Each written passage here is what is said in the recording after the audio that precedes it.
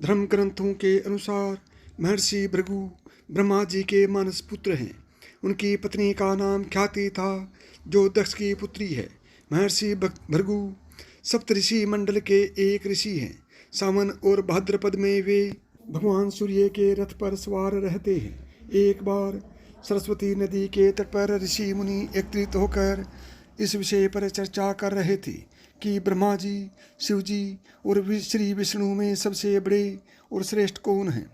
इसका कोई निष्कर्ष न निकलता देख उन्होंने त्रिदेवियों की परीक्षा लेने का निश्चय किया और ब्रह्मा जी के मानस पुत्र महर्षि भृगु को इस कार्य के लिए नियुक्त किया। महर्षि भृगु सर्वप्रथम ब्रह्मा जी के पास गए। उन्होंने न तो प्रणाम किया और न ही उनकी स्तुति की। यह देख ब्रह्मा जी क्रोधित हो गए। क्रोध की अधिकता से उनका मुख लाल हो गया, लेकिन फिर वे यह सोचकर कि उनके पुत्र हैं, उन्होंने हृदय में उठे क्रोध के आवेग को विवेक बुद्धि में दबा लिया। वहाँ से महर्षि भृगु कैलाश गए।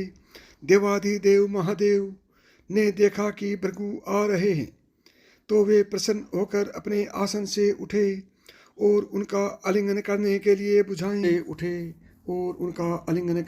लिए भुजाएं फैला दी।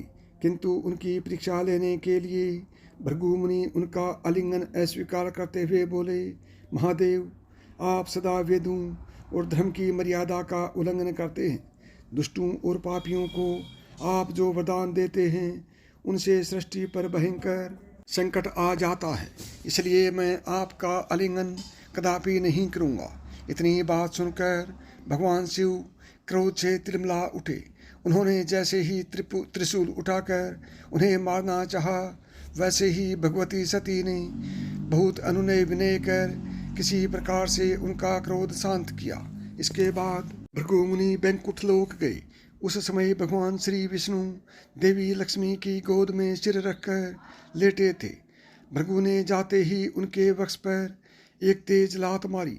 भक्त वत्सल भगवान विष्णु शीघ्र ही अपने आसन से उठ खड़े हुए और उन्हें प्रणाम करके उनके चरण सहलाते हुए बोले, भगवान, आपके पैर में चोट तो नहीं लगी? कृपया इस आसन पर विश्राम कीजिए। भगवान, मुझे आपके शुभ आगमन का ज्ञान न था, इसलिए मैं आपका स्वागत नहीं कर सका। आपके चरणों का स्पर्श तीर्थों को पवित्र करने वाला है। आपके चरणों के स्पर्श से आज मैं धन्य हो गया। भगवान विष्णु का यह प्रेम व्यवहार देखकर महर्षि भृगु की आंखों से आंसू बहने लगे। उसके बाद वे ऋषि मुनियों के पास लौट आए और ब्रह्मा जी, शिव जी और श्री विष्णु के यहाँ के सभी अनुभव विस्तार से कह बताया।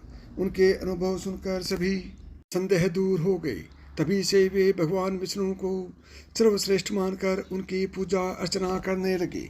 तो साथियों, यदि आपको यह कहानी पसंद आई हो और आप इसी तरह की कहानियाँ सुनना पसंद करते हैं, तो अभी मिथांस की कहानियाँ यूट्यूब चैनल को सब्सक्राइब करें। जय श्री कृष्ण।